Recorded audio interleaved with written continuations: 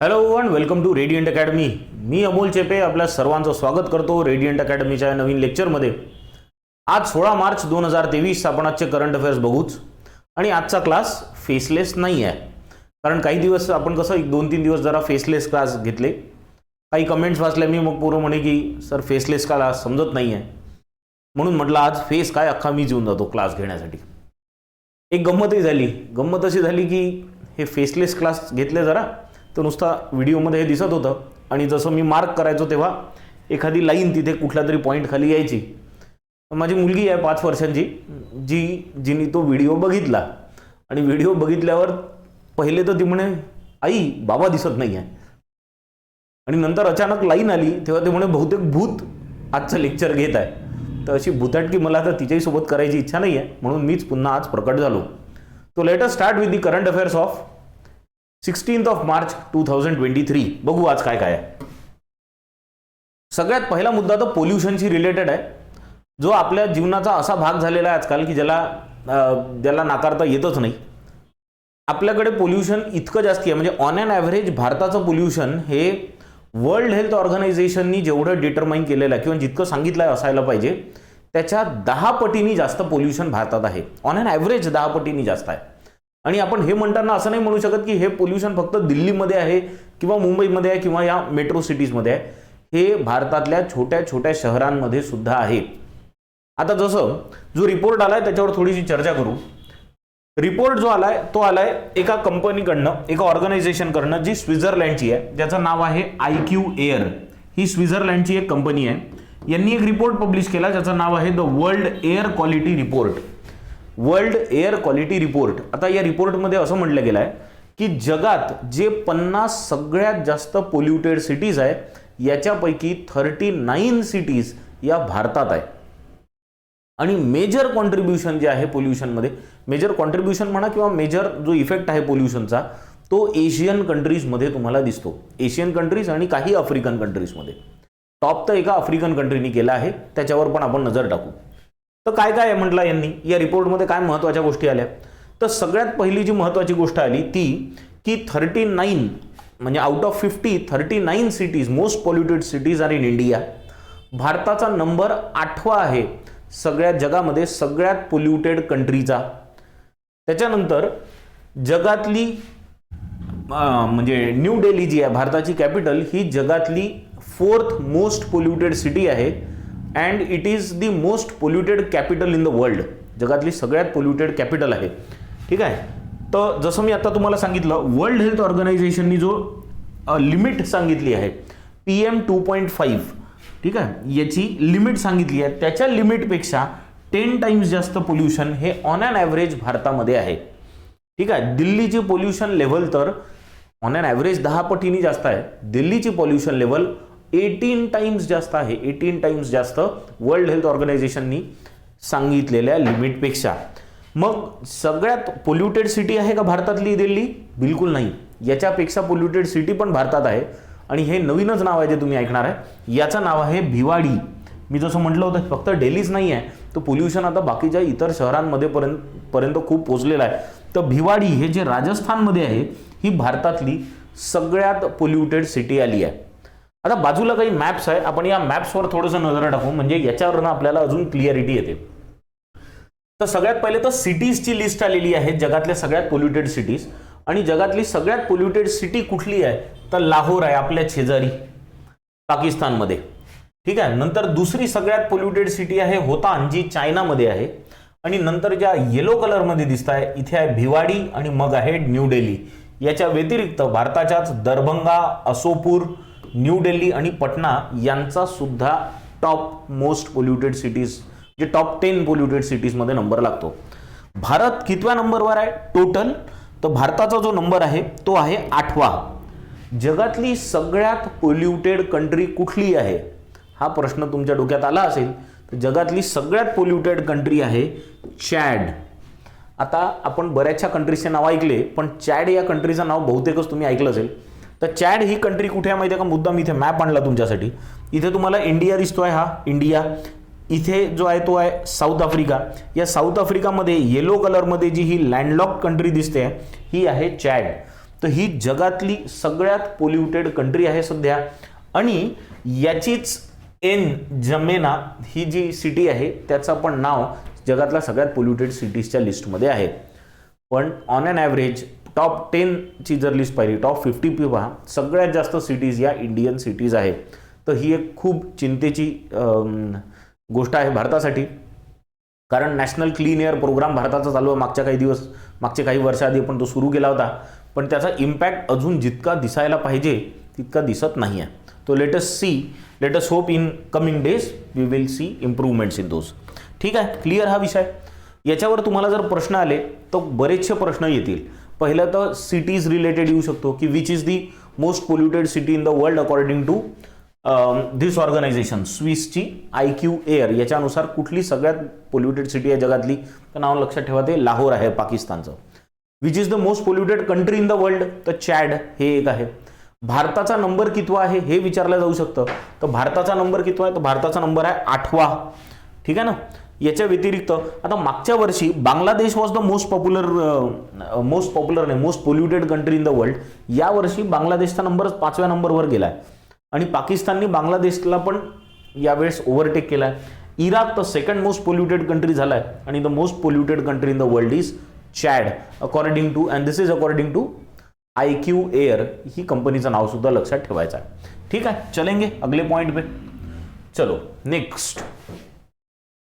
कालपासून भारतात एक महत्वाची कॉम्पिटिशन सुरू झाली ज्याचं नाव आहे world boxing championship, but this is for women. तो विमेन्स वर्ल्ड बॉक्सिंग चॅम्पियनशिप याचं ही 15 मार्चपासून तर 26 मार्च 2023 मध्ये होत्या. याचे काही महत्त्वाच्या गोष्टी आपल्याला जाणून घ्यायच्या. जसं सगळ्यात पहिले कुठे होणार आहे, तर हे इंदिरा गांधी कॉम्प्लेक्स न्यू दिल्लीमध्ये आहे, तिथे होते. कधी, तर 15 ते 26 मार्चमध्ये ही होते. याचं टायटल स्पॉन्सर कोण आहे, तर हे महिंद्रा ऑटोमोटिव्ह आहे. पण महत्त्वाच्या ज्याच्यासाठी आजची न्यूज आपण बघतोय ती आहे की मेरी कोम आणि फरहान अख्तर यांना विमेन्स वर्ल्ड बॉक्सिंग चॅम्पियनशिपचे ब्रँड अँबॅसेडर्स म्हणून निवडण्यात आलेलं आहे. तर तुम्ही मेरी कॉमला पण ओळखता आणि फरहान अख्तरला पण तुम्ही ओळखताच. 2006 मध्ये आणि 2018 मध्ये याच्या आधी भारतात विमेन्स वर्ल्ड बॉक्सिंग चॅम्पियनशिप झाली होती. त्याच्यानंतर आता 2023 मध्ये ही विमेन्स वर्ल्ड बॉक्सिंग चॅम्पियनशिप भारतात होते आहे. ठीक आहे. तर 12 वेगवेगळ्या वेट कॅटेगरीजमध्ये ही कॉम्पिटिशन होणार आहे. जवळपास 350 कंटेस्टंट्स 74 वेगवेगळ्या देशातनं भारतात या कॉम्पिटिशनमध्ये भाग घ्यायला येणार आहे. आणि आपल्याच जवळ राहणारी, हैदराबादमध्ये राहणारी निखात झरीन, जी मागच्या वर्षीची विमेन्स वर्ल्ड बॉक्सिंग चॅम्पियनशिप आहे त्या 50 kgच्या कॅटेगरीमध्ये या कॉम्पिटिशनमध्ये भाग घेणार आहे. तो we already have a women's boxing world champion right नाव, निखात झरीन. या निखात झरीन सुद्धा आता या कॉम्पिटिशनमध्ये भाग घेणार आहे. तो let's hope for large number of medals from this competition. ठीक आहे, क्लिअर ही बातमी. चलायचं नेक्स्ट पॉईंटवर. याच्यावर तुम्हाला प्रश्न येऊ शकतो नक्कीच असा की brand ambassador women's world boxing चॅम्पियनशिपचे कोणाला निवडण्यात आलं. तर मेरी कॉम आणि फरहान अख्तर दोघांचंही नाव लक्षात ठेवा. किंवा who has sponsored the women's boxing championship, तर नाव लक्षात ठेवा, महिंद्रा ऑटोमोटिव्ह. ठीक आहे, चलो. याच्याशिवाय जेव्हा कॉम्पिटिशन होईल तेव्हा विनर्स वगैरेंचे नावं सुद्धा येतील. नेक्स्ट. आता एक मुद्दा आलाय शांघाई कोऑपरेशन ऑर्गनायझेशनच्या रिलेटेड. शांघाई कोऑपरेशन ऑर्गनायझेशन म्हणजे एक इंटरनॅशनल ऑर्गनायझेशन आहे ज्याला पहिले शांघाई 5 म्हणायचे. चायनाच्या इनिशिएटिव्हनी हा ऑर्गनायझेशन तयार झाला होता आणि याच्यात 5 मुख्य देश होते. नंतर मग याच्यात भारत, पाकिस्तान हे सुद्धा शांघाई कोऑपरेशन ऑर्गनायझेशनचे भाग झाले. आणि आज हा जर तुम्ही मॅप बघितला तर शांघाई कोऑपरेशन ऑर्गनायझेशनच्या मेंबर्स किती एरिया कव्हर करतात जगातला याचा हा मॅप आहे. निळ्या कलरमध्ये तो तुम्हाला दिसत आहे, हे सगळ्या त्या कंट्रीज आहे ज्या शांघाई कोऑपरेशन ऑर्गनायझेशनच्या मेंबर्स आहेत. म्हणजे जगाचा 40% GDP हे SCOच्या कंट्रीज कंट्रोल करतात. इतकंच नाही तर जगातली 60% पेक्षा जास्त पॉप्युलेशन ही या शांघाई कोऑपरेशन ऑर्गनायझेशनच्या एरियामध्ये राहते. कोणते कोणते कंट्रीज याचा पार्ट आहे. लीडरशिपच्या याच्यात तर म्हणता येतं की चायनाच्या इनिशिएटिव्हनी हा सुरू झाला होता, त्याच्यामुळे याच्यात चायना तर सगळ्यात पहिले आहे. याच्यानंतर Kazakhstan, Kyrgyzstan, Russia, Tajikistan, Uzbekistan, India आणि पाकिस्तान इतक्या कंट्रीज या शांघाई कोऑपरेशन ऑर्गनायझेशन या ऑर्गनायझेशनच्या मेंबर स्टेट्स आहेत. इतरही काही मेंबर्स आहेत जे ऑब्झर्वर असतात, कधी डायलॉग पार्टनर्स असतात, कधी डायलॉग अटेंडीज असतात. पण या शांघाई कोऑपरेशन ऑर्गनायझेशनची दरवर्षी एक वेगळं चेअर असते, म्हणजे चेअरपर्सन म्हणा किंवा प्रेसिडेंटशी म्हणा. जशी भारताकडे सध्या G20ची प्रेसिडेन्सी आहे, तशीच भारताकडे यावर्षी शांघाई कोऑपरेशन ऑर्गनायझेशनची प्रेसिडेन्सी सुद्धा आहे. दरवर्षी सप्टेंबरमध्ये ही प्रेसिडेन्सी ट्रान्सफर केल्या जाते. तर सप्टेंबर 2022 मध्ये इथे कुठे दिलाय का, ओके, हां, सप्टेंबर 2022 मध्ये ही प्रेसिडेन्सी भारताला मिळाली 17 सप्टेंबर 2022ला. तर सप्टेंबर 2023 पर्यंत आपण शांघाई कोऑपरेशन ऑर्गनायझेशनचे प्रेसिडेंट आहे. इतकंच नाही तर ही तुम्हाला माहिती पाहिजे की ही प्रेसिडेन्सी आपल्याला उझबेकिस्तानकडनं मिळाली होती. ही पण एक गोष्ट लक्षात ठेवा. ठीक आहे. तर आता हे झालं बॅकग्राऊंड. आता झालं काय आहे की या शांघाई कोऑपरेशन ऑर्गनायझेशनमध्ये अशा कंट्रीज आहे की जिथे Buddhism was a major religion. China आहेच, बरोबर आहे. त्याच्यानंतर भारतात बुद्धिझमचं खूप मोठं सेंटर, म्हणजे भारतात बुद्धिझम ही खूप मोठं रिलिजन आहे. बुद्धिझमशी रिलेटेड आर्ट्स आपल्याकडे आहे, कल्चर खूप मोठं आहे आपल्याकडे बुद्धिझमशी रिलेटेड. चायनामध्ये पण तसंच आहे, इतरही कंट्रीजमध्ये आहे. तर त्याच्यामुळे या शांघाई कोऑपरेशन ऑर्गनायझेशनमध्ये ज्या कंट्रीज आहे यांच्यामध्ये एक कॉमन बुद्धिस्ट कल्चर आहे, ज्याला शेअर्ड बुद्धिस्ट कल्चर असं म्हटलं गेलं आहे. तर हे शेअर्ड बुद्धिस्ट हेरिटेज या विषयावर पहिली इंटरनॅशनल कॉन्फरन्स घेण्यात आली. तो the first international conference on shared Buddhist heritage ही कुठे झाली, तर ही न्यू दिल्लीमध्ये झाली. आणि याच्यात कोणकोणते मेंबर्स होते, तर शांघाई कोऑपरेशन ऑर्गनायझेशनचे मेंबर होते. हे महत्त्वाचं आपल्याला लक्षात ठेवायचं आहे. तर भारताकडे लीडरशिप आहे शांघाई कोऑपरेशन ऑर्गनायझेशनची, आणि या लीडरशिपच्या अंडर भारताने शेअर्ड बुद्धिस्ट हेरिटेजचा एक इंटरनॅशनल कॉन्फरन्स ऑर्गनाईज केली. कोण कोण होतं ऑर्गनाईज करण्यामध्ये? सगळ्यात पहिले तर होते मिनिस्ट्री ऑफ कल्चर, त्याच्यानंतर होतं मिनिस्ट्री ऑफ एक्सटर्नल अफेअर्स, आणि तिसरं इंटरनॅशनल बुद्धिस्ट कॉन्फेडरेशन. का हे सगळं का करण्यात आलं? कारण कंट्रीज बुद्धिस्ट कल्चर शेअर करतात, बुद्धिस्ट हेरिटेज शेअर करतात, आणि त्याच्यामुळे ही एक गरज आहे सध्याची की आपल्याला ट्रान्सकल्चरल लिंक्स या रिएस्टॅब्लिश करायला पाहिजे बुद्धिस्ट कल्चरशी related. That is the most important objective of this conference. ठीक आहे. तर या कॉन्फरन्समध्ये minister of culture G Kishan Reddy पण होते, minister of state for culture Ram Meghwal पण होते, आणि मीनाक्षी लेखी पण होत्या, ज्या की एक्सटर्नल अफेअर्समध्ये मिनिस्टर ऑफ स्टेट आहे. ठीक आहे. आय होप हा विषय बुद्धिस्ट कॉन्फरन्सवाला पूर्णपणे तुम्हाला क्लिअर झाला असेल. चलायचं शांघाई कोऑपरेशन ऑर्गनायझेशनवर सुद्धा प्रश्न येऊ शकतात की सध्या SCOची प्रेसिडेन्सी कोणाकडे आहे. तुम्हाला या शेअर्ड बुद्धिस्ट हेरिटेजवर प्रश्न विचारला जाऊ शकतो की first international conference by India as a president of Shanghai cooperation organisation कुठल्या मुद्द्यावर कॉन्फरन्स झाली, तर द टॉपिक फॉर कॉन्फरन्स विचारला जाऊ शकतो. 4-5 मुद्दे देतील, तर लक्षात ठेवा it was for shared Buddhist heritage. चलो नेक्स्ट. हे यांचं नाव दिसलं इथे, Nitin Gadkari, minister of road transport and highways Nitin Gadkari, हे यांचं नाव दिसलं की समजून घ्यायचं काहीतरी खूपच नवीन झालं असेल. म्हणजे एक तर नवीन गाडी आली असेल, नाही तर नवीन हायवे झाला असेल. या दोन गोष्टी जर असतील तर तिथे नितीन गडकरींचं नाव येणं आहेच. ठीक आहे. तर काय झालं, आता विषय आहे एका बसचा. भारताची पहिली 100% मिथेनॉलवर चालणारी बस, याचा प्रोटोटाईप याचा एक प्रोटोटाईप ट्रक याला फ्लॅग ऑफ करण्यात आलं बेंगलुरूमध्ये. ठीक आहे. तर हा जो ट्रक आहे हा 100% मिथेनॉलवर चालणार आहे. सगळ्यात पहिल्या स्लाइडमध्येच आपण एक विषय बोललो की पोल्युशन ही भारताची सध्या सगळ्यात मोठी समस्या आहे. बरोबर. 39 out of 50 cities in India are the most polluted cities in the world. त्याच्यामुळे आपल्याला आता अशा ऑप्शन्सकडे वळायला पाहिजे की जे आपल्याला जास्त पोल्यूट नाही करणार आपल्या वातावरणाला. तर याच्यासाठी 100% मिथेनॉलवर चालणारा हा जो ट्रक आहे याचा एक प्रोटोटाईप काय असतो की एक असा ट्रक की जो पहिल्यांदा दाखवण्यात येतो की नवीन जो ट्रक दिसेल तो असा दिसेल, मग त्याच्यावर बरेचसे ट्रायल्स होतात, टेस्टिंग होते आणि जर तो व्यवस्थित वाटला किंवा त्याच्यात काही छोटे मोठे चेंजेस करावे लागले तर हे चेंजेस करून मग तो मार्केटमध्ये उतरवला जातो. तर हे पहिलं प्रोटोटाईप लॉन्च केलं गेलं. 100% मिथेनॉलवर चालणारं प्रोटोटाईप आहे आणि हे कुठे लॉन्च केलं गेलं तर बेंगळुरूमध्ये लॉन्च केलं गेलं. कोणाच्या हस्ते तर minister of road transport and highways Nitin Gadkari यांच्या हस्ते. नीती आयोग ज्याच्याबद्दल आपण बरेचदा चर्चा करतो, हे नीती आयोग जे आहे हे मागच्या काही दिवसांपासून एका मोठ्या प्रोजेक्टवर काम करत आहे. प्रोजेक्ट काय आहे?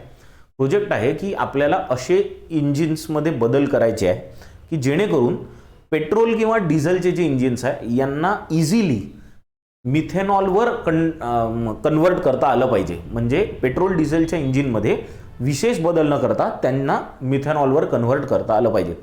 हे जर करू शकलो, कारण काय आहे, तुम्ही मिथेनॉल ॲज अ फ्युएल म्हणून लोकांना वापरायला द्या, पण आज इतक्या गाड्या ज्या भारतात आहे लोकांनी आपले इंजिन बदलले पाहिजे ना. सगळ्यात महाग गोष्ट काय आहे, त्या गाडीमध्ये इंजिन असतं आहे. तर इंजिन बदलायला लोक तयार पाहिजे. लोक इंजिन बदलणार नाही. हां, थोडासा काही चेंज त्याच्यात करावा लागला तर लोक करतील. तर याच्यावर नीती आयोग आणि इंडियन इन्स्टिट्यूट ऑफ सायन्सेस, म्हणजे इंडियन इन्स्टिट्यूट ऑफ सायन्सेस हे आणि नीती आयोग हे दोघं मिळून या गोष्टीवर काम करत आहे की मिथेनॉल ज्या 100% म्हणजे M100 म्हणतात त्याला, असे इंजिन बनवणे की ते डिझेल आणि पेट्रोलचे पटकन कन्वर्ट झाले पाहिजे. आणि म्हणून ट्रक बनवण्याची जबाबदारी मध्ये या दोघांचा भाग होता. नीती आयोगचाही भाग होता आणि इंडियन इन्स्टिट्यूट ऑफ सायन्सेसचा. याच्या व्यतिरिक्त यांच्यासोबत कोण आलं? अशोक लेलँड. कारण जर ट्रक बनवायचा आहे तर तुम्हाला अशोक लेलँड लागणार आहे. कालच आपण एक अशोक लेलँडचा पण विषय घेतला होता की होसूर तामिळनाडूमध्ये अशोक लेलँडचा जो प्लांट आहे तिथे त्यांनी एक कंप्लीट विमेनवाली प्रोडक्शन लाईन सुरू केली आहे, जिथे 80 महिला इंजिन्स बनवण्याचं काम करतील. ठीक आहे, तर हा कालचा मुद्दा होता. आणि सोबत यांच्या इंडियन ऑइल कॉर्पोरेशन लिमिटेड पण आहे. तर या 4 ऑर्गनायझेशन्स मिळून हा ट्रक मार्केटमध्ये उतरवलाय. मार्केटमध्ये म्हणजे प्रोटोटाईप उतरवलाय की ट्रक असा दिसेल, पूर्णपणे मिथेनॉलवर चालणारा. ही बस दिसते, ट्रकचा फोटो पाहिजे होता नाही, हा बस आहे. त्यांनी ट्रक उतरवलाय. ट्रक जरा चांगला दिसतो या बसपेक्षा. ठीक आहे, क्लिअर हा विषय. चलायचं पुढे नेक्स्ट पॉइंटवर. Next, president is the head of the India's defence system. हे आपल्या सगळ्यांना माहिती आहे. तिन्ही सेनाचे हेड जे आहे आपल्याकडे, आर्मी, नेव्ही, एअरफोर्स, यांचा हेड कोण राहतं तर प्रेसिडेंट राहतो. तर जेव्हा प्रेसिडेंट कलर कोड कोणाला देत असेल, बरोबर आहे, किंवा प्रेसिडेंट्स कलर ज्याला म्हणतात, हे प्रेसिडेंट्स कलर ज्यांना मिळत असेल याला हिंदीमध्येच किंवा आपल्या लोकल लँग्वेजमध्ये निशान असं म्हणतात. निशान. तर हे निशान जेव्हा एखादा युनिटला मिळतं तेव्हा it is considered as the highest honour. राष्ट्रपतीकडनं प्रेसिडेंट्स कलर किंवा निशान मिळणं is considered as the highest honour by any unit. आणि सध्या प्रेसिडेंट द्रौपदी मुर्मू यांनी निशान किंवा प्रेसिडेंट्स कलर दिला आहे. कोणाला दिला माहिती आहे का? INS द्रोणाचार्यच्या युनिटला. INS द्रोणाचार्य. INS म्हणजे इंडियन नेव्हल शिप. एक शिप आहे भारताकडे ज्याचं नाव आहे INS द्रोणाचार्य, जी तुम्हाला इथे दिसते आहे. ही INS द्रोणाचार्य भारताची एकमात्र नेव्हल गनरी शिप आहे. गनरी शिप म्हणजे काय असतं हे पण पाहू. इथे दिलाय पहा, INS Dronacharya is the gunnery school. बरोबर आहे. कुठे आहे? आणि ही सध्या इंडियन नेव्हीची गनरी स्कूल आहे जी कोचीमध्ये आहे, केरळामध्ये. आता हे शिप आहे बेसिकली, पण ह्या शिप कोचीमध्ये आहे, केरळामध्ये, तिथे जवळपासच राहतं. आणि तिथे गनरी स्कूल आहे. गनरी स्कूल म्हणजे काय की त्या शिपवर सगळे जे नेव्हल ऑफिसर्स असतात यांना गन्स म्हणजे मिसाईल्स कसे दागायचे, न्यूक्लिअर वॉरफेअर कसा करायचा, तर बेसिकली सगळे मिसाईल लॉन्च करायचे, बॉम्ब लॉन्च करायचे, गन्स चालवायचे शिपवरनं, याचं ट्रेनिंग दिलं जातं. आणि ही भारतातली एकमात्र गनरी शिप आहे. एवढं लक्षात घ्या की जिथे ट्रेनिंग दिलं जातं हे सगळं कसं चालवायचं. तर याचं जे युनिट आहे त्यांनी आजपर्यंत भारतासाठी खूपच चांगली सेवा दिली आहे. महावीर चक्र यांच्या स्टुडंटला मिळाले आहे आणि याच्या व्यतिरिक्त बरेचसे ऑनरसुद्धा मिळाले आहे. आणि त्याच्यामुळे या युनिटला सन्मानित करणं असं प्रेसिडेंटला वाटलं आणि म्हणून त्यांनी यांना प्रेसिडेंट्स कलर किंवा निशान देऊन सन्मानित केलं आहे. हा हायेस्ट ऑनर आहे जो भारताचे प्रेसिडेंट कुठल्याही युनिटला देऊ शकतात. एखाद्या युनिटला सगळ्यात मोठा ऑनर कोणता देऊ शकतो भारताचा प्रेसिडेंट, असा जर प्रश्न विचारला तर नाव लक्षात ठेवा, त्याचं नाव आहे द प्रेसिडेंट्स कलर. ठीक आहे ना. आणि तसं पण हे INS द्रोणाचार्य जे आहे हे एक महत्त्वाचा मुद्दा आहे. INS द्रोणाचार्यला 2004 मध्येच centre of excellence in gunnery and missile warfare हे डिझिग्नेशन भारत सरकारने दिलं होतं. 2004 मध्येच INS द्रोणाचार्याला centre of excellence in gunnery and missile warfare, म्हणजे हे एक असं समजा तुम्ही एक शिप आहे ज्याचं नाव आहे द्रोणाचार्य. द्रोणाचार्याचं काम काय राहतं, शिकवणं. म्हणजे द्रोणाचार्यांचं काम काय होतं बा, तर शिकवणे. तर या द्रोणाचार्यांनी खूप सारे अर्जुन तयार केले आहे असं तुम्ही समजा. तर ही मिसाईल वॉरफेअर आणि गनरी म्हणजे गन्स चालवणे, काय म्हणतात वेपन्स चालवणे शिपवरनं, याचं ट्रेनिंग देणारी एक इन्स्टिट्यूट आहे, एक स्कूल आहे असं समजून घ्या. ठीक आहे. तर प्रश्न बरेच बनतील याच्यावर. पहिले तर हायेस्ट ऑनर कोणता असतो याचं नाव विचारलं तर लक्षात ठेवा प्रेसिडेंट्स कलर किंवा निशान. दुसरं, भारताची एकमात्र गनरी स्कूल कोणती आहे, तर शिपचं नाव लक्षात ठेवा, शिप इज INS द्रोणाचार्य. हा एक महत्त्वाचा मुद्दा आहे. ठीक आहे. चलायचं पुढे नेक्स्ट पॉईंटवर जाऊ. नेक्स्ट आता चर्चा करू एका पुस्तकाबद्दल. पुस्तकाच्या आधी पुस्तकांवर दिला जाणारा सगळ्यात मोठा सन्मान याच्याबद्दल पण चर्चा करू. एक अवॉर्ड ऐकलं असेल तुम्ही, बुकर प्राईज. हे बुकर प्राईज जे दिलं जातं याला सगळ्यात मोठा सन्मान पुस्तकांच्या बाबतीतला समजला जातो. मागच्या वर्षी पहिल्यांदा असं झालं होतं की भारतात म्हणजे एक इंडियन लँग्वेजमध्ये लिहिलेलं पुस्तक, हिंदीमध्ये लिहिलेलं पुस्तक, याचं ट्रान्सलेशन जे होतं त्याला बुकर प्राईज मिळाला. हे पहिल्यांदा झालं होतं. मागच्या वर्षी गीतांजली श्री यांनी लिहिलेली हिंदीमध्ये यांनी जे उपन्यास लिहिलं होतं त्याचं नाव होतं, एक नॉवेल लिहिली होती त्याचं नाव होतं रेत समाधी. आणि ह्या रेत समाधीला डेझी रॉकवेल या गीतांजली श्री यांनी लिहिलं होतं, त्याचं नाव होतं रेत समाधी. तर याला डेझी रॉकवेल यांनी ट्रान्सलेट केलं. पहिलं हिंदी नॉवेल होतं जे यांनी ट्रान्सलेट केलं डेझी रॉकवेल यांनी, आणि त्याला नाव देण्यात आलं द टूम्ब ऑफ सँड. आणि या टूम्ब ऑफ सँडला बुकर प्राईज मागच्या वर्षी मिळाला होता. पहिल्यांदाच असं झालं होतं की एका इंडियन लँग्वेजमध्ये लिहिलेल्या पुस्तकाला त्याच्या ट्रान्सलेशनला बुकर प्राईज मिळाला. यावर्षी त्याच बुकर प्राईजची जी कमिटी आहे त्या कमिटीने एक लॉंग लिस्ट पब्लिश केली आहे. दरवर्षी करतात एक लॉंग लिस्ट. 12 पुस्तकांची एक लिस्ट पब्लिश केल्या जाते की हे पुस्तकं तुम्ही वाचा, कदाचित या पुस्तकातनं एका पुस्तकाला पुढे बुकर प्राईज मिळू शकतो. तर ही लॉंग लिस्ट पब्लिश केली आहे आणि त्या लॉंग लिस्टमध्ये भारताचं एक पुस्तक सुद्धा आहे. आणि हे पुस्तक तमिळमध्ये लिहिलेलं आहे, ज्याचं इंग्लिश ट्रान्सलेशनलाच ऑफकोर्स, कारण तमिळ तर तिथे वाचलेलं कोणा कळणार नाही US मध्ये. तर तमिळमध्ये लिहिलेलं हे पुस्तक ज्याचं इंग्लिश ट्रान्सलेशन जे आहे त्याला या लॉंग लिस्टमध्ये, बुकर प्राईजच्या लॉंग लिस्टमध्ये घेण्यात आलेलं आहे. तर कोणी लिहिलं आहे पुस्तक, पुस्तकाचे जे रायटर आहे त्यांचं नाव आहे पेरुमल मुरुगन. पेरुगल मुरुगन यांनी तमिळमध्ये लिहिलेली नॉव्हेल आहे ज्याचं नाव आहे पायर. ठीक आहे ना. याला लॉंग लिस्ट करण्यात आला आहे कशात, इंटरनॅशनल बुकर प्राईज 2023 साठी. लॉंग लिस्ट म्हणजे नॉमिनेशन असं समजतो ना आपण, जसं मूवीजमध्ये पहिले नॉमिनेशन्स होतात आणि नॉमिनेशनमधनं मग एखाद्याला अवॉर्ड मिळतो, तशा प्रकारचा हा विषय आहे की this book has been long listed as international Booker prize 2023.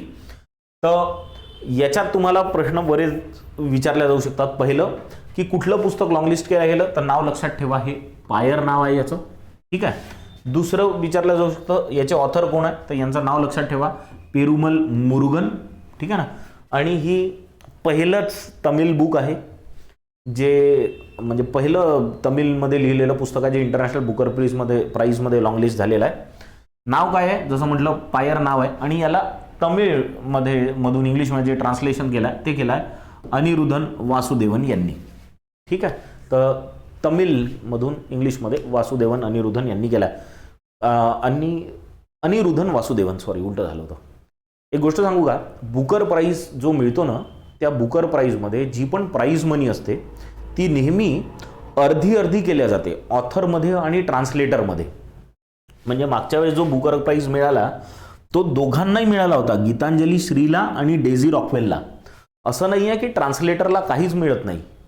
ट्रान्सलेटरला अर्धी रक्कम मिळते. का, कारण एखाद्या ऑथरनी जितक्या व्यवस्थितपणे ते पुस्तक लिहिलं असतं त्या पुस्तकाचं जर व्यवस्थित ट्रान्सलेशन झालं नाही तर त्याच्यातला भाव हा वाचकाला कळत नाही. त्याच्यामुळे ट्रान्सलेटरला सुद्धा तेवढंच महत्त्व बुकर प्राईजमध्ये दिला जातो अवॉर्ड देताना. त्याच्यामुळे translator 2 wins the half the prize money. ठीक, क्लियर हा विषय. चलायचं नेक्स्ट पॉइंटवर. चलो नेक्स्ट पॉइंट पे चलते. नेक्स्ट एक महत्त्वाचा मिशन आहे भारत सरकारचा ज्याचं नाव आहे अटल इनोव्हेशन मिशन. तुम्हाला माहिती आहे अटल इनोव्हेशन मिशन मोदी सरकारने जे सुरू केलं होतं याचा मेन ऑब्जेक्टिव्ह होतं की ऑर्गनायझेशन्स जे आहे आपल्याला वेगळ्या वेगळ्या लेवलला ऑर्गनायझेशन्स म्हणजे सुरुवात तर शाळांपासून होते. शाळा झाल्या, मग तुमचे ऑफिसेस झाले, युनिव्हर्सिटीज झाल्या, युनिव्हर्सिटीज झाल्यानंतर मोठे ऑर्गनायझेशन्स झाले. प्रत्येक ठिकाणी आपल्याला इनोव्हेशन्स करण्याची गरज आहे. म्हणजे कुठून तरी बाहेरनं सिस्टीम आणायची आणि ॲज इट इज कॉपी करायची, याला कुठेतरी बदलण्याची गरज आहे असं सरकारला वाटत होतं. म्हणून सरकारने अटल इनोव्हेशन मिशन, त्याचा शॉर्ट फॉर्म खूप चांगला होतो एम, तर हा एम म्हणजे अटल इनोव्हेशन मिशन हे सुरू केलं. तर या अटल इनोव्हेशन मिशनमध्ये बरेचसे प्रोग्राम्स आहेत, वेगवेगळे प्रोग्राम्स रन होतात ज्याच्यात वेगवेगळे नावं आहे. तुम्हाला इथे हे वेगवेगळे नावं दिसेल अटल इनोव्हेशन मिशनचे.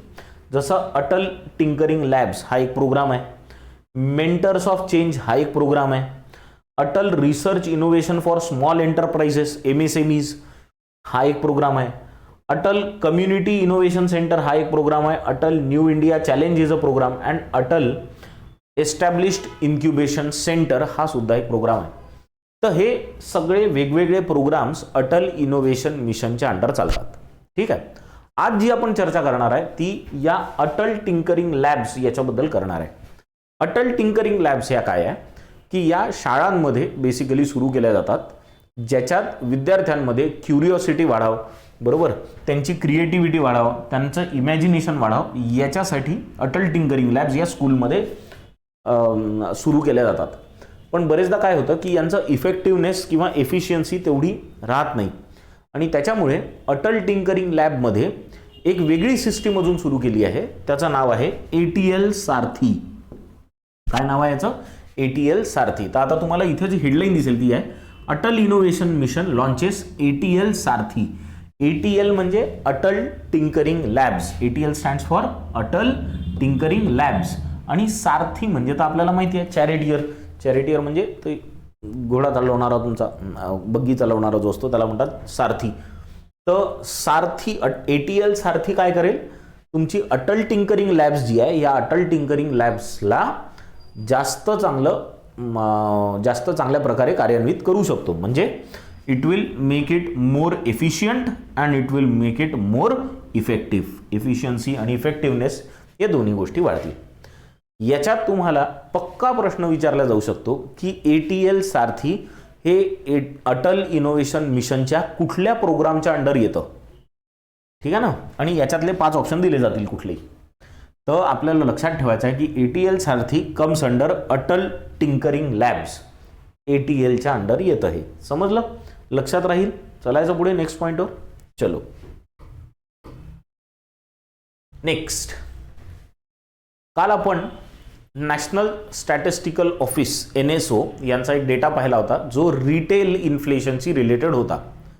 आज आपण रिटेल इन्फ्लेशन काल बघितलं, आज आपण होलसेल इन्फ्लेशन बघून घेऊ. काल मी तुम्हाला सांगितलं होतं की इन्फ्लेशन जे राहतं, महागाई आहे ना, ती 2 प्रकारे मोजल्या जाते आपल्याकडे. इन्फ्लेशन ही 2 प्रकारची राहते. कोणती 2 प्रकार राहतात त्याच्यात? एक राहतं रिटेल आणि दुसरं राहतं होलसेल. ठीक आहे ना. तर हे काल आपण रिटेल बघितलं होतं आणि हे बघितलं होतं आपण की रिटेल इन्फ्लेशन थोडंसं कमी झालं आहे, थोडंसं. म्हणजे जानेवारीमध्ये इट वॉज 6.52 अँड फेब्रुवारीमध्ये हे आलं आहे आता 6.44%वर. ठीक आहे. पण अजूनही 6%पेक्षा जास्त आहे. मॅक्सिमम लिमिट काय आहे इन्फ्लेशनची? 4 ± 2 म्हणजे 4%च इन्फ्लेशन पाहिजे. वाढून 6% जाऊ शकतं. 6च्या वर नको जायला, पण हे सध्या 6च्या वर खेळत आहे. ऑक्टोबर, नोव्हेंबर आणि डिसेंबर महिने जे होते 2022चे, याच्यात इन्फ्लेशन आलं होतं कमी 6%पेक्षा, पण जानेवारीपासून पुन्हा वाढलं आहे. होलसेल इन्फ्लेशनचं काय आहे सध्या याच्यावर पण पाहून घेऊ. होलसेल इन्फ्लेशन खूप कमी झालं आहे बा, म्हणजे ही एक चांगली गोष्ट आहे. Wholesale inflation falls to 2 year low of 3.85% in February. 2 वर्षातल्या सगळ्यात कमी पर्सेंटेजवर सध्या होलसेल इन्फ्लेशन आलाय अँड इट इज 3.85%. हे प्रश्न तुम्हाला विचारला जाईल. ठीक आहे. जानेवारीमध्ये इट वॉज 4.73%, खूप जास्त होता, म्हणजे 5% खाली तर आलाच होता, पण तरी 4.73% होता, 4.73%. And now in February it has come down to 3.85%. ठीक आहे. मुख्य आता हे होलसेल आणि रिटेल राहतं काय. रिटेल म्हणजे तुम्ही आणि मी जे रेग्युलर आपण जे सामान घेतो हे रिटेल इन्फ्लेशनमध्ये आलं, म्हणजे साबण, साखर है ना, घरी लागणारे आपले FMCG वाले वेगळे प्रोडक्ट सगळे, असं सगळं हे झालं रिटेल. होलसेलमध्ये काय काय येत असतं, तर होलसेलमध्ये येतं क्रूड किंवा पेट्रोलियम. क्रूड किंवा पेट्रोलियम नाही, क्रूड पेट्रोलियम. आपण घेताना पेट्रोल डिझेल असं घेतो, पण जे क्रूड पेट्रोलियम होतं, जे बाहेरनं कच्चा तेल ज्याला म्हणतो आपण ते येतं आणि मग त्याचं पेट्रोल डिझेल सगळं वेगळं होतं. तर हा कच्चा तेल जो येतो इट इज अंडर होलसेल.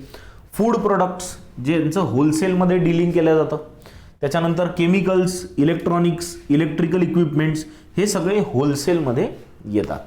ठीक आहे.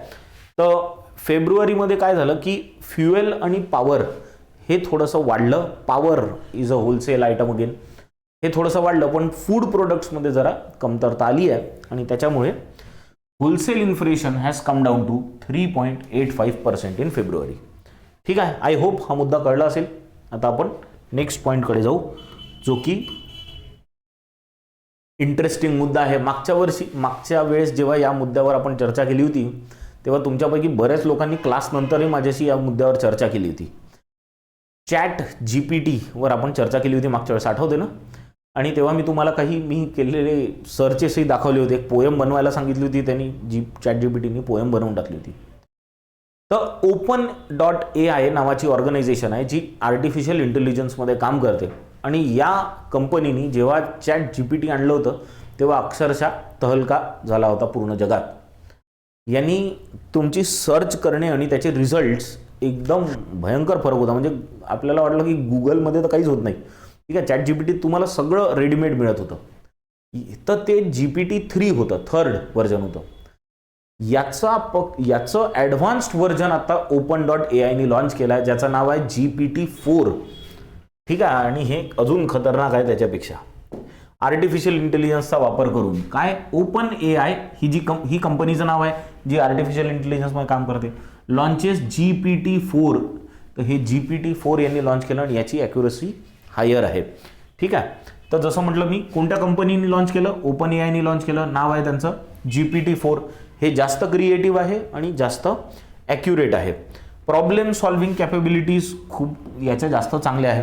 कसं चांगलं आहे जरा ते इकडे दिलं आहे. पहिले पहा, हे काय, पहिले काय व्हायचं की तुम्ही GPTला जेव्हा इनपुट द्यायचे तेव्हा फक्त टेक्स्टमध्ये देऊ शकत होते. हे GPT-4 तर तुमच्या ऑडिओचं, व्हिडिओचं, इमेजेसचं, म्हणजे व्हिडिओ, ऑडिओ, इमेजेस आणि टेक्स्ट सगळ्यांचं प्रोसेसिंग करू शकतो.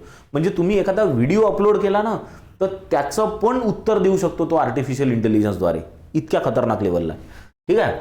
त्याच्यानंतर पहिले GPT-4 जे होतं ते मॅक्सिमम तुम्हाला 25,000 शब्दांमध्ये उत्तर देऊ शकत होतं. 25,000. GPT-4 ची कॅपॅसिटी 8,000 जी देऊ शकत होतं, GPT-4 तुम्हाला 25,000 वर्ड्समध्ये देऊ शकतं. तुम्ही एखादा एसे लिहून मागितला 8,000 शब्दांपर्यंत तर GPT-3 देऊ शकत होता. GPT-4 तुम्हाला 25,000 शब्दांचं मटेरियल एका वेळेस देऊ शकतो उत्तर. यांनी खूप सारं चांगले जेव्हा GPT-4चं एक्सप्लेनेशन दिलं आहे ना, ते डॉक्युमेंटही खूप छान आहे वाचण्यासारखं. त्याच्यात एक्सप्लेनेशन्सही खूप छान दिले आहे.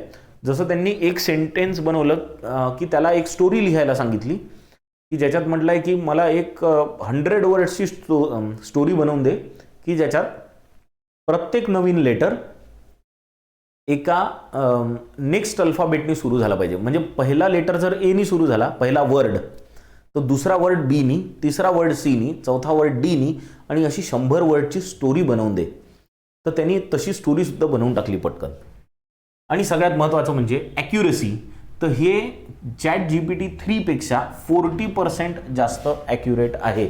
हा एक मोठा चेंज आला आहे. तुम्हाला याच्यात नक्कीच प्रश्न विचारला जाईल की ह्युमन इंटेलिजन्सच्या लेवलला तर अजून नाही गेला आहे, पण लवकरच जाऊ शकतं. तुम्हाला याच्यात प्रश्न नक्की विचारला जाईल की GPT लॉन्च करणारी कंपनी कोणती, OpenAI हे लक्षात ठेवा. दुसरा प्रश्न हा विचारला जाऊ शकतो की सध्या GPTचं लेटेस्ट व्हर्जन कुठलं आहे, तर तेव्हा लक्षात ठेवा GPT-4 हे लेटेस्ट व्हर्जन आहे. ठीक है, चलो और अब हम चलेंगे बैंकिंग से रिलेटेड सबसे इंपॉर्टंट टॉपिक पे. हा सगळ्यात महत्त्वाचा मुद्दा आहे आजचा.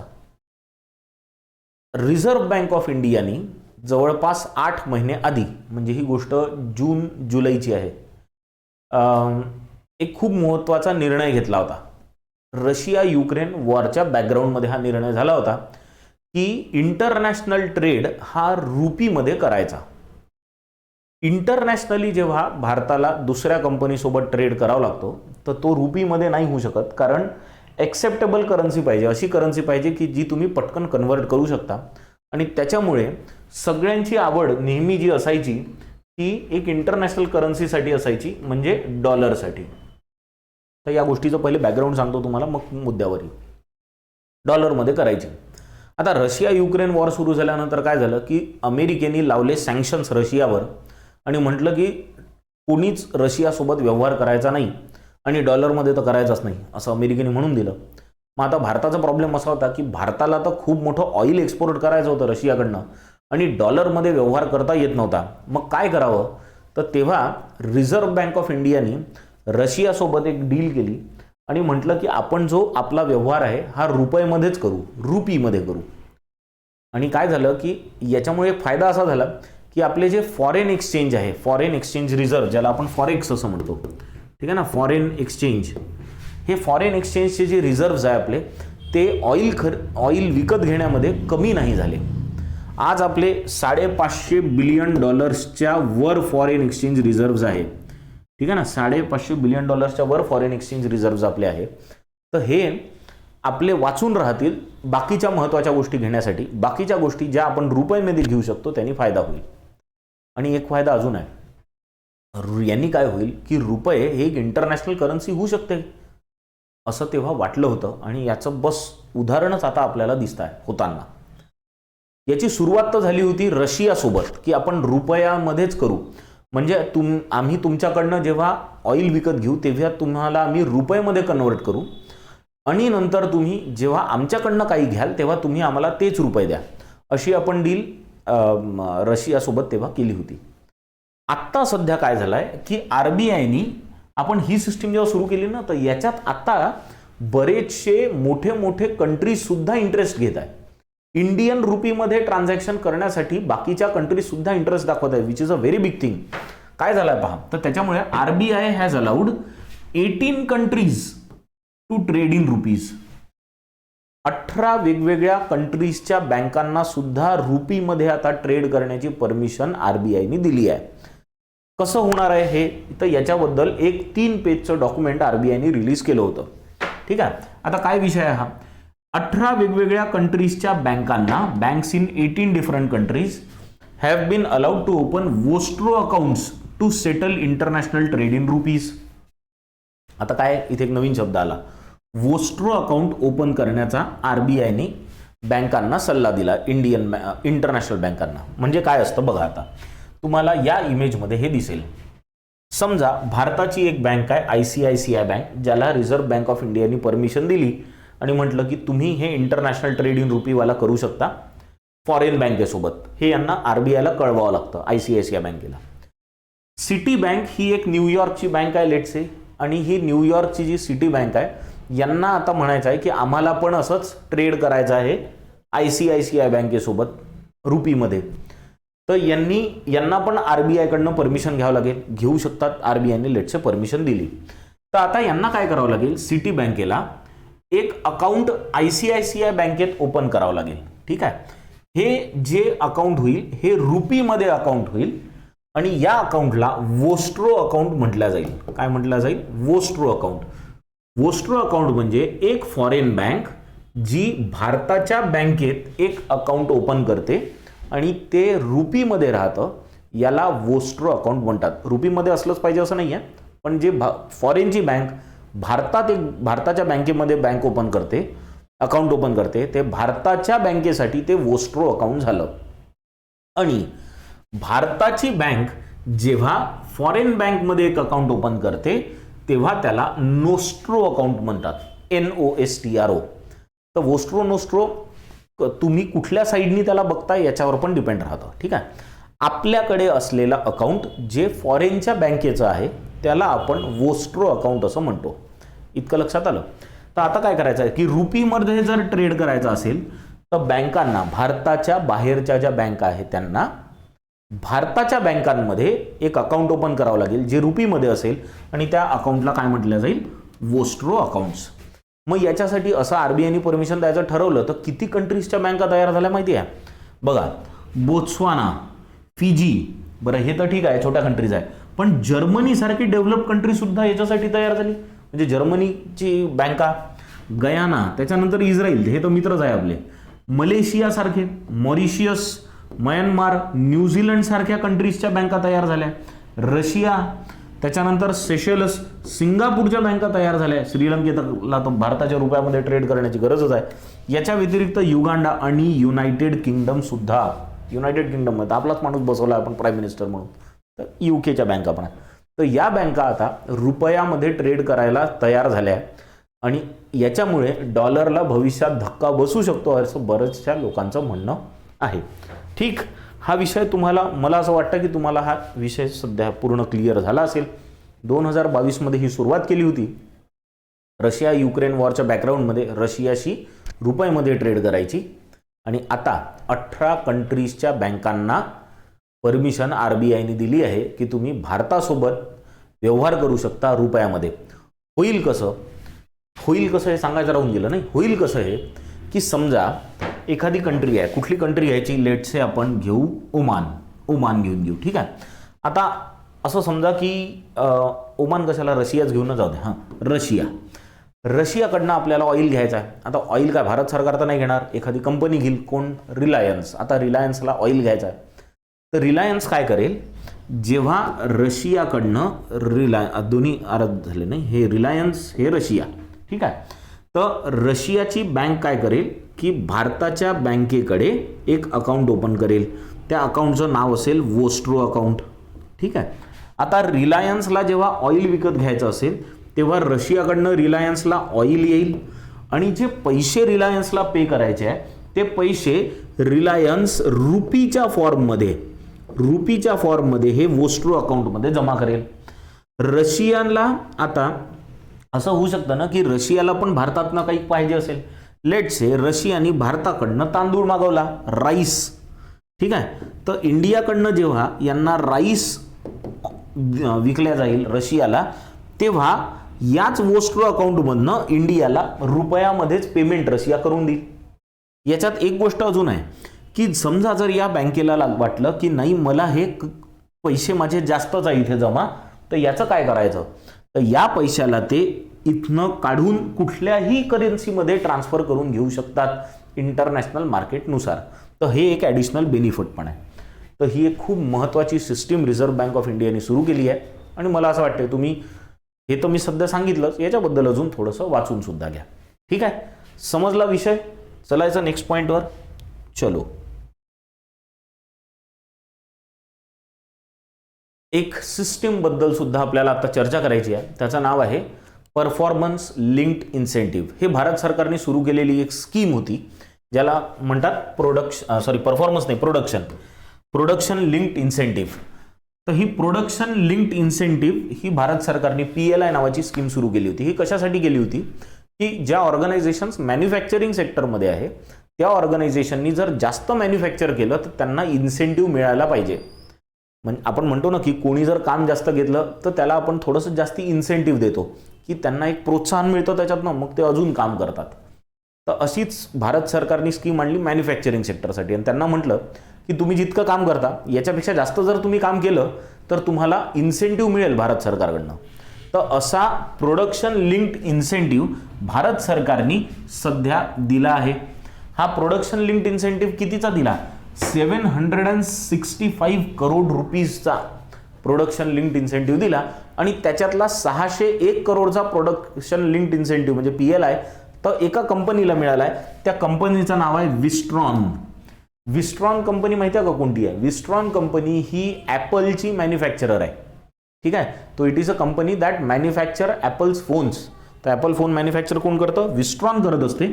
आणि ह्या विस्ट्रॉननी भारतामध्ये खूप सारे फोन मॅन्युफॅक्चर केले, म्हणजे जितकं काम करायला पाहिजे होतं त्याच्यापेक्षा जास्त केलं आणि त्याच्यामुळे त्यांना 601.93 करोडचा इन्सेंटिव्ह मिळाला.